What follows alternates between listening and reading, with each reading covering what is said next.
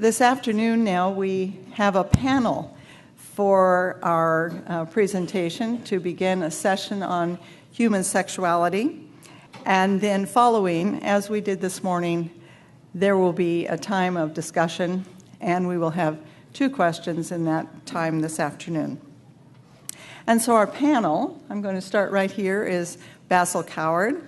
He serves at Victoria Square United Church, and he also is a counselor and teaches English at George Brown College. And then next to him, Anne Harbridge. Anne is a past president of Toronto Conference, and she currently serves at Trinity Centennial in Rosemont, Ontario.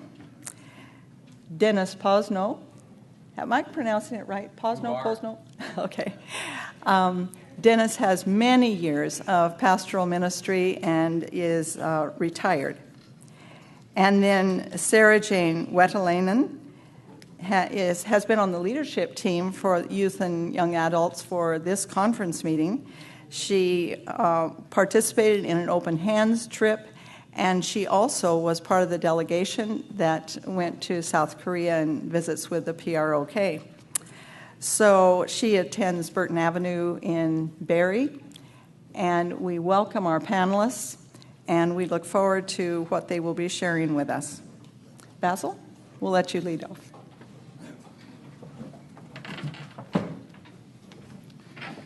Good afternoon, and thank you, Patty. Thank you, Toronto Conference, for the opportunity to share and to learn. I'm a Black, queer Christian man with multiple and fluid identities.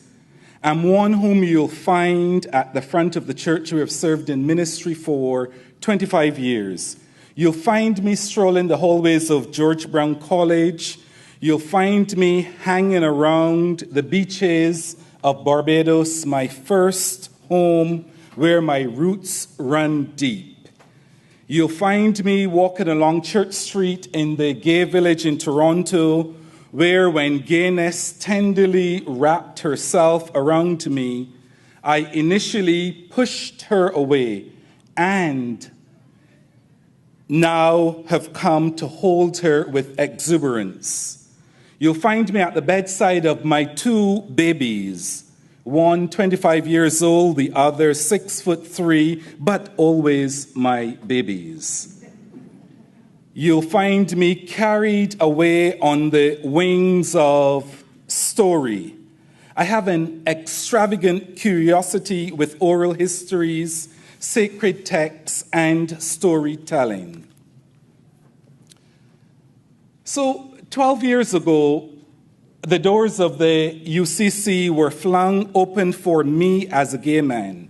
And with deep gratitude, I stepped across the threshold.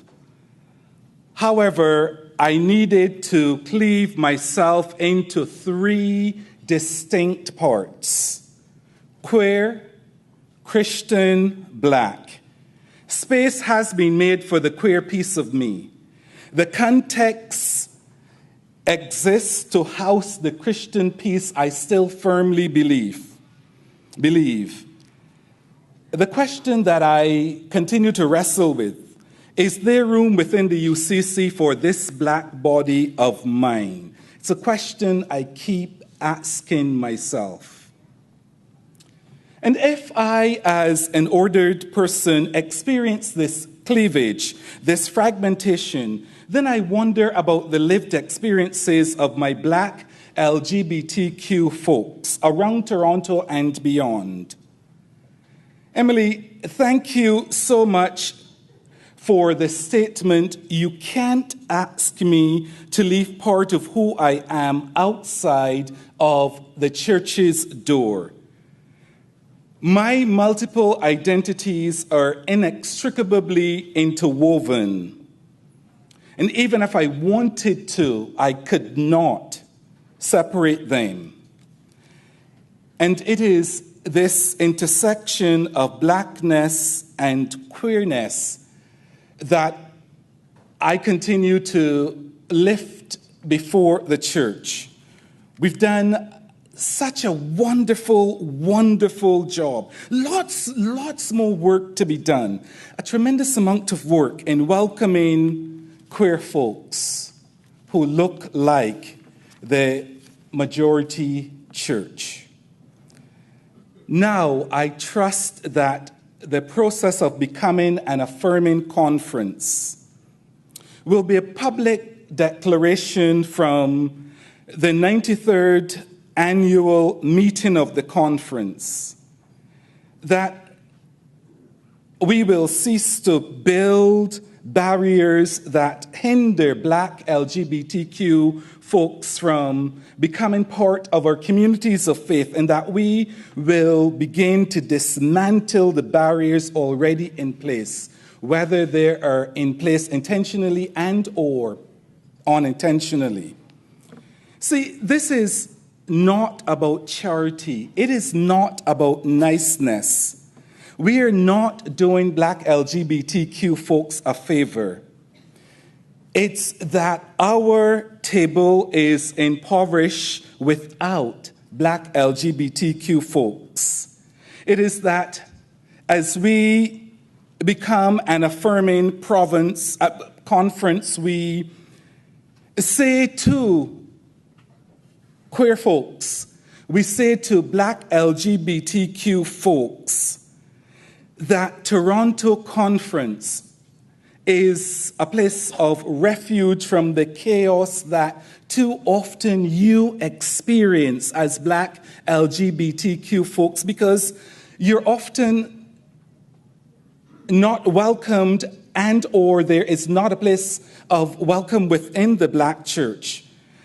We want you to know that there is a place for you within this church.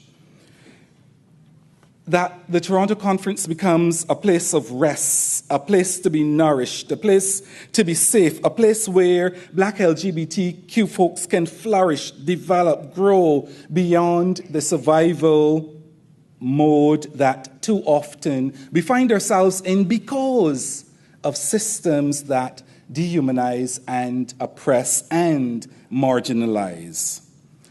So here I am. Here I am in this beautiful, strong, Black queer body. Here I am in a church where I'm too readily alienated, where my culture is too often subjugated, where my Blackness is made invisible because it is easier to not see me or to insist, including the herring practices, that I become like the other, the majority, therefore there would really no longer be a need to see me. Here I am, determined that my narrative will not be supplanted by another narrative. Here I am, standing in this 93rd annual meeting of the Toronto Conference of the United Church. I choose to be. Thank you. Well, here I am, with really two stories to share with you today on the issue of affirming and gender identity. The first that I've been asked to speak about comes from my experience of working with the Shelburne Primrose Pastoral Charge in Northern Waters Presbytery. I've worked with this pastoral charge off and on as supervisor for about 7 or 8 years now, and I'm currently working with them in a 10-hour-a-week appointment. I've come to know these folk pretty well, and I've come to love them. My work with the pastoral charge began when their minister at the time, Reverend Edward Bell-Smith, announced to the congregation that he was no longer Edward and would now be known as Christina. I'm sorry to say that despite everyone's work at the time to make the transition as smooth as possible, it did not go well for either Christina or the congregation. In reflecting back, I think there were a number of things at play. First, this is a very conservative congregation in a very conservative part of Ontario, in a small town where everyone knows everyone else's business. Many conversations take place in Pete's Donuts or other coffee shops around town. The whole town quickly knew the church's business. Careful planning was done with the church council, with Edward, and with presbytery involvement through the personnel minister and a representative from our pastoral relations committee. The timing for the announcement seemed critical. I will say that the key leaders of the church were very supportive of Edward and Christina at the time. And in fact, that may have been cause for some of the problems that developed once the announcement was made. Many in the church, though they loved Edward, simply could not wrap their heads around the transition to Christina. There was anger, disappointment, resentment, even betrayal, which built up to the point where Christina was not able to remain in the pastoral relationship. And the anger and resentment did not rest solely on Christina either. The members of the church council took a lot of heat, mostly because they knew ahead of time and they didn't share the news with their congregation. The council lost the trust of many in the church, and in fact, many left council.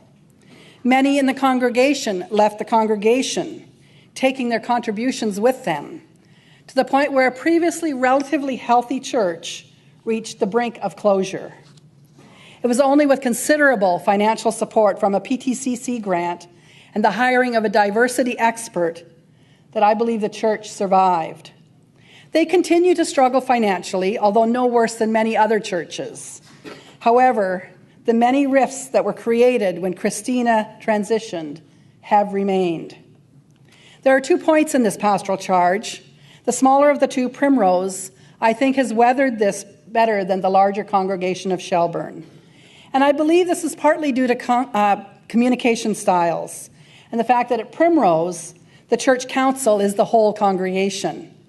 There was none of the issue that some knew and others didn't. Presbytery took a lot of heat for the way things unfolded. I've heard that we let the council and the congregation down by not providing them with enough support, even though I think we did provide considerable support, both in financial ways as well as with leadership. But perhaps it came too late in the process. We were learning at the same time as we were trying to offer support. This is a church with very different perspectives on things. Some had no trouble at all with their minister transitioning from male to female, while others are still not able to this day to accept it. Some of the things I've heard said around diversity, particularly related to refugees and Muslims, for example, would curl your hair. On the other hand, there are many in the congregation with very open and loving attitudes to all people. Could Edward, Christina's transition have gone more smoothly? Perhaps. But my sense is that it was doomed to failure from the beginning, in this particular pastoral charge particularly. And my recommendation would be that great care needs to be taken should a similar situation arise. My feeling is that context is ever so important when discussing issues of inclusivity, sexuality, gender, and even whether or not to be affirming. In a rural, conservative area such as Shelburne, and even where I serve in Rosemont, they have little experience with these issues. And even those who have experience within their families simply don't speak of it in public. Or if they do, it will be public knowledge at the coffee shop the next day. Others may be aware and they may whisper about it, but sexuality and gender identity are not spoken about out loud. Even when it comes to becoming affirming, I can tell you it is a struggle. When I first came to Rosemont 14 years ago, I attempted to enter into conversation about our marriage policy. Twice when I would raise the subject at a board meeting, a hand would go up and the motion to adjourn would be made. End of discussion. That doesn't mean we should give up. I'm happy to report that last year, Trinity Centennial in Rosemont passed a new marriage policy allowing for same-gender marriages both by the minister and in the sanctuary of the church. Are they ready to declare themselves as an affirming congregation? I'd say no, not yet, but I'm hopeful that one day they will. How did we move from adjourning any meeting that raised this subject to an inclusive marriage policy? I'd say it was a very slow, sometimes painful process, but it came about because of the trust that had been built between minister, congregation, and among those in the congregation. It came about through honest, open, sometimes heart-wrenching conversations. Last year, Dennis and I teamed together, and we invited people into conversation and listening circles. We invited people to tell their stories. When they sat and they listened to their friend and their neighbor talk about a daughter who told her parents she was gay, and if they didn't want her anymore, she had made arrangements to live with a friend. Or the woman whose husband told her that he still loved her, but he was gay and he couldn't live in the marriage any longer, and whose son soon followed suit. Hearts were changed. After a year of intentional conversation, our new and inclusive marriage policy passed by an overwhelming 85%. Certainly there were those who chose not to attend the meeting when the vote was held, and I know they are not necessarily in agreement. However, they have not left the church. And I think they might have intentionally stayed away the day of the vote because they knew they were no longer in the majority. The gentleman who had previously moved to adjourn meetings discussing the marriage policy, who, by the way, is 91 years of age, is no longer on council, but he was present for the vote. I don't know how he voted, but he's still in church every Sunday, sitting in the same pew he has sat in for the 50 years that the church has been there. I believe the conference should name themselves as Affirming. I hope our presbytery in Northern Waters will do the same. We need to set an example for our congregations, but we also need to be patient and gentle with them and bring them along in a way that includes them and does not exclude or ostracize those who don't think as we do. Leading by example and teaching that God loves all of us, regardless of sexuality, gender, or any other differences we may have, is the only way forward.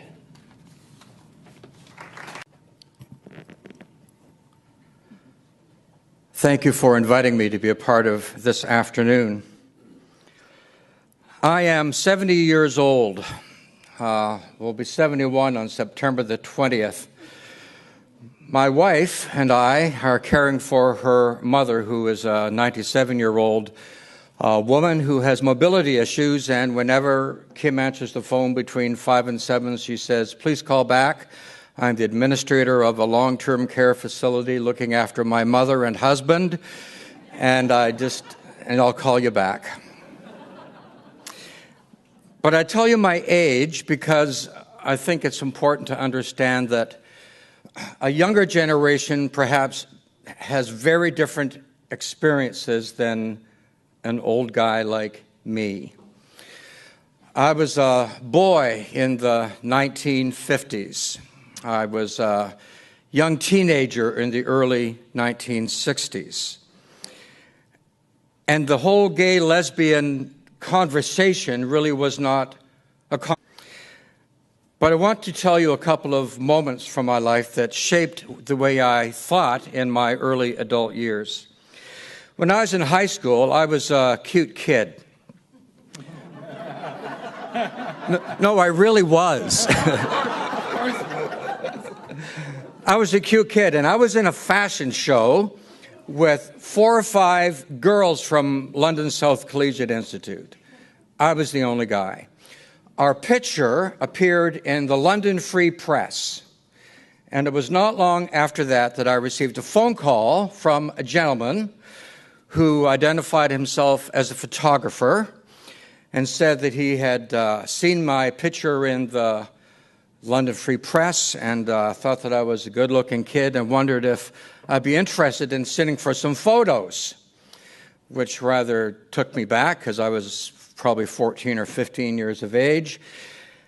And then he asked how well I was hung, and I decided it was time to hang up the phone. When I was in later high school, I worked at a record store in London, and there was a gentleman who regularly used to come into the store whenever I was working and would regularly seek me out to ask questions about particular music albums and those kinds of things.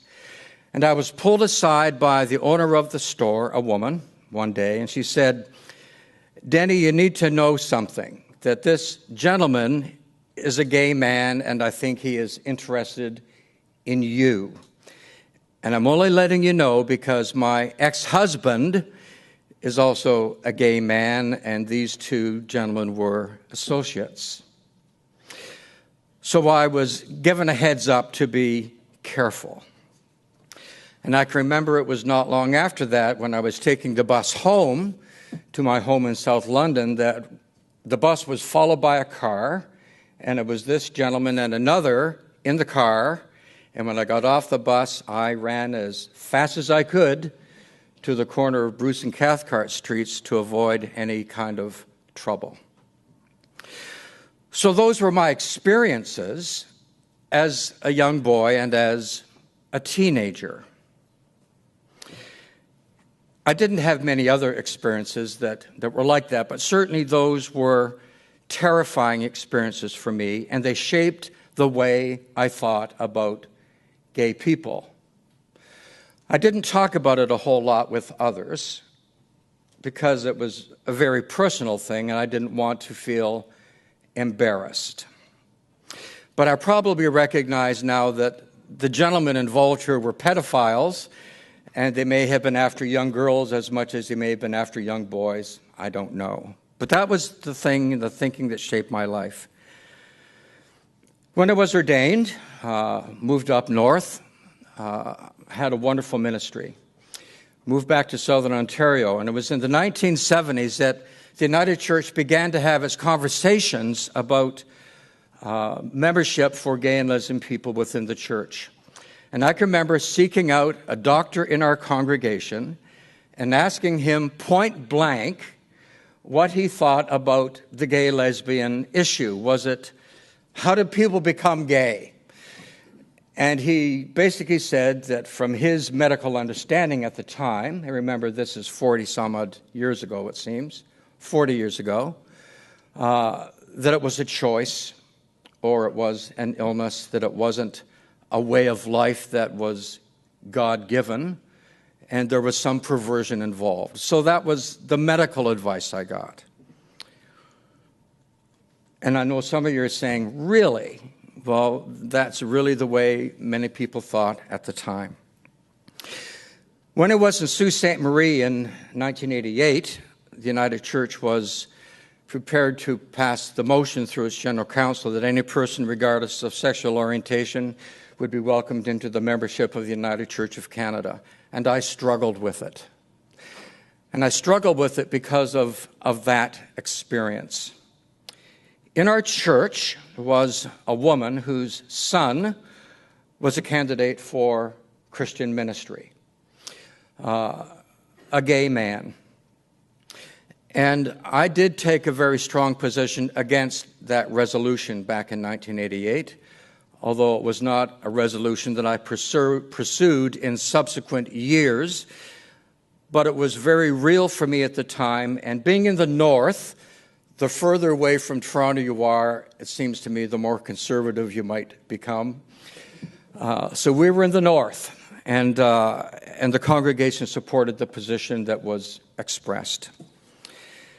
But I did, on a couple of occasions and through the board, speak very strongly against the recommendation to this General Council.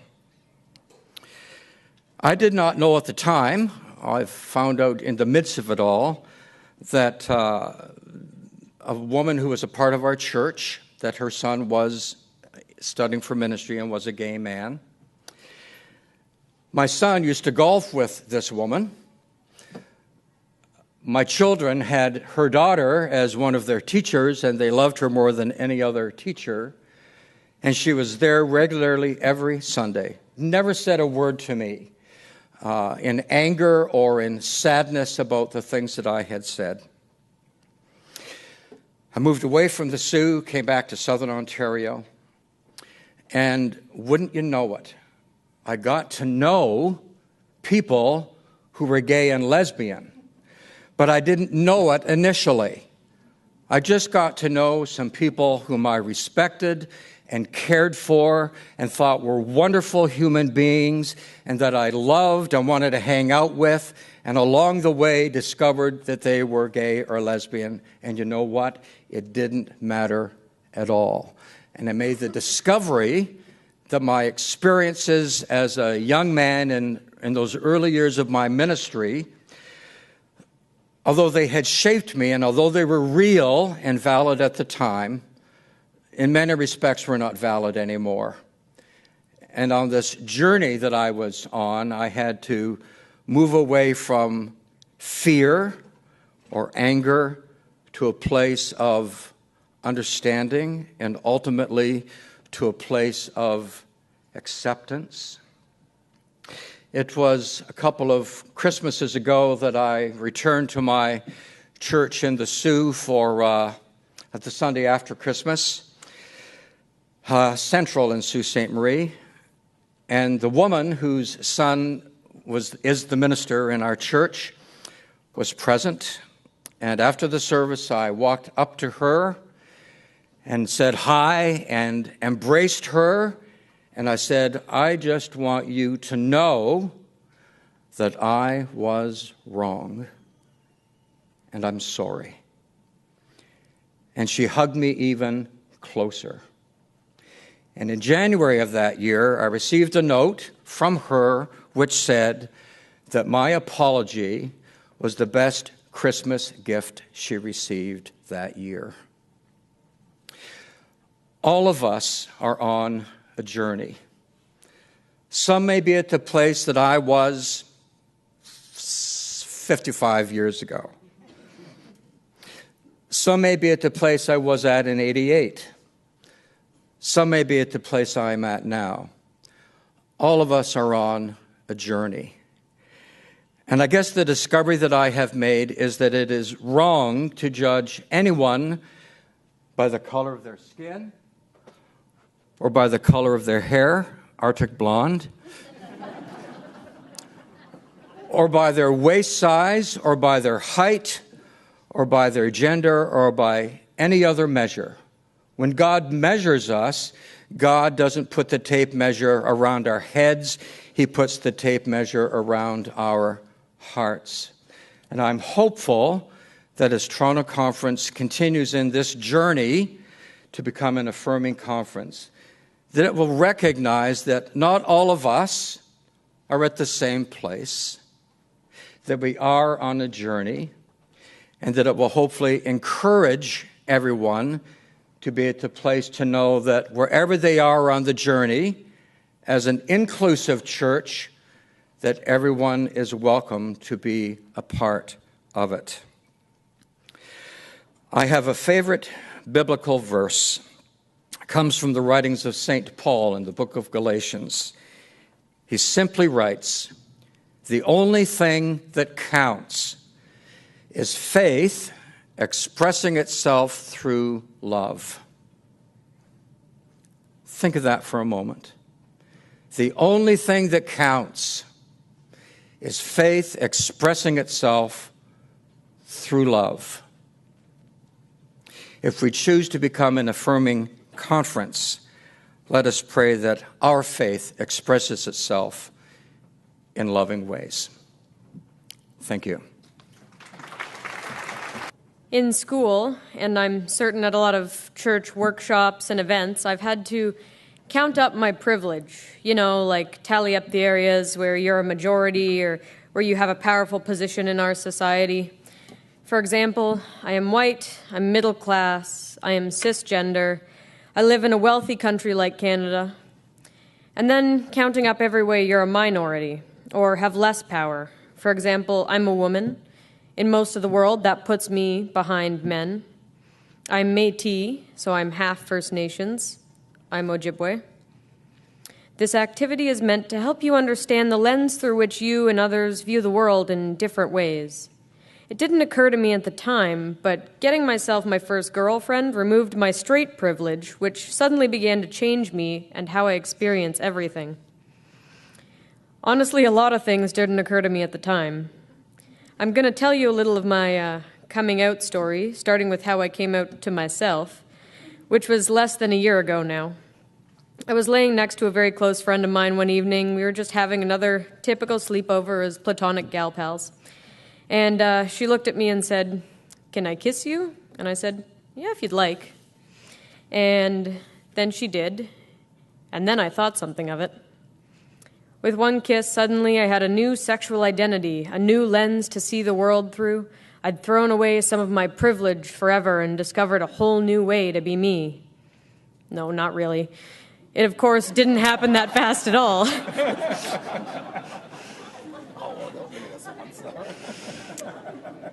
No, with that kiss, my only thought was, oh, that was fun. We could do that again. At the time, I really did not think all that much of it.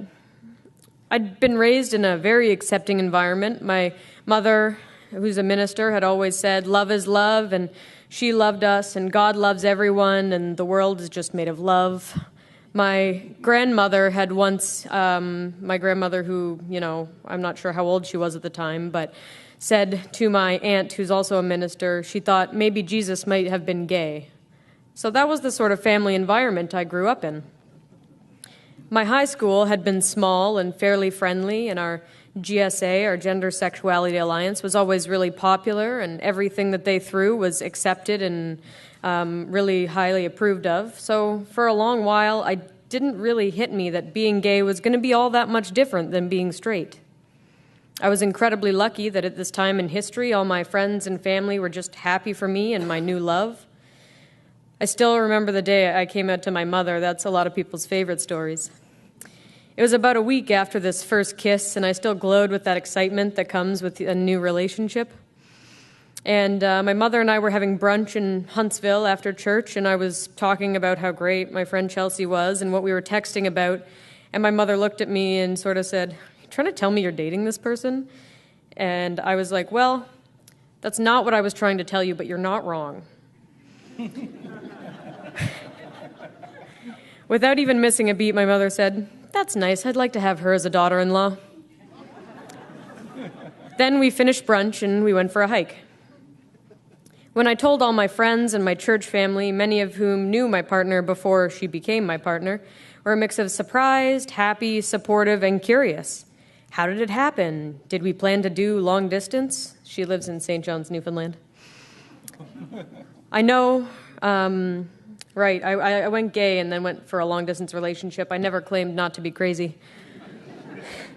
Not everyone I knew approved, of course. A friend from work who's a Jehovah's Witness asked me a lot of questions about my church and how I was allowed to be gay. And although we never fought or disagreed anything, we had a fascinating swap of ideas and beliefs, and she politely told me that she did believe that because of this choice I was making, I was going to hell. So how did I reconcile my faith and my sexuality? Honestly, that has never been much of a concern for me. I knew my church in 1988 decided it was okay to be gay. I was not even close to being born yet. I'd been taught that God is faithful and loving, and the people in my church and life welcomed me with open arms. For me, the struggle was with other parts of my identity. Was I now just gay because I loved a woman? Was I bisexual because I dated boys before? Was I something else? Maybe I should Google it. I wasn't sure. I didn't think about it in the slightest until our relationship actually became Facebook official. Within about a week of me becoming publicly gay or whatever, I got a flood of emails. Would I like to speak at a gender and sexuality panel at conference?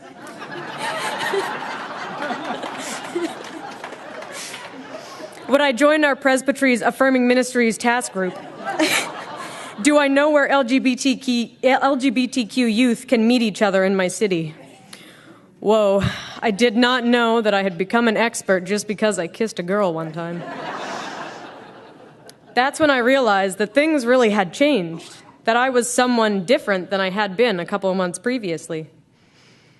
For sermon purposes, at a LGBTQ church on the recent Toronto conference trip to South Korea, the person delivering the sermon came up to me ahead of time and hesitantly asked me how I was identifying these days. I almost said, I'm Sarah Jane. We came to Korea together. Are you asking me that really? And I realized that it was not Sarah Jane? Am I gay? Am I bi? What is this conclusion I have come to now? I think my actual response is, I don't know, say what you'd like, gay, straight, or bi. I'm identifying as someone with a girlfriend. And so the sermon said just that. When introducing our small group, there were a couple of gay people and someone who got a new girlfriend. The Korean woman I spent much of the rest of the day with asked me interesting questions about what it was like to be a lesbian in Canada and told me about that in Korea. And every time she used the word lesbian, I sort of turned my head like, whoa, where, what, who? It was just so unused to that word. I don't think I'd ever used it to describe myself before, so it just felt a little odd, but I rolled with it. I mean, I'm not a labels person, so for those of you who are, be sure to pick out a nice one at least. But I was just Sarah Jane, dating a lovely Newfie girl and doing all the same things with church and everything. I'd heard many stories about difficult encounters for LGBTQ people all over the world, and I'd heard about my partner and others and their struggles, talking about their faith and sexuality. And now my journey has not, of course, been perfect by any means, and honestly, it has not been very long. But it's very clear to me that compared to most members of my LGBTQ community, I've had it pretty easy so far. So when I was asked to speak here today, I wasn't really sure what to say. I didn't think I had much to talk about yet. Then I thought about the question they asked us to think about during our little conference call. How would our conference be different if it was to become affirming? Well, it's just like everything with truth and reconciliation. Sure, our church has done a lot of wrong and sometimes still does to the LGBTQ community and many other marginalized groups. Don't get me wrong, just because my minister and church are awesome and really supportive of me, don't believe for every minute that all churches are. We've come a long way, but we're not there yet. We'll never be there. This is a journey. Some would argue that it's already better, so why bother becoming affirming? It's just because your street or city recycles now doesn't mean we've saved the planet and we can call it a day. I mean, I'm sure some people do think that, but you're wrong. Affirm is about committing to work and education, truth and reconciliation, being better tomorrow and every day. I'd love it if the majority of stories in the next years could go like mine has at times. Imagine for those on the margins to believe that no matter what happens in your life, to know that there is a place we can all feel safe and at home and loved, that a whole community of people has voted to work diligently to create that for people who do not have that place. And that place is in God and in our church.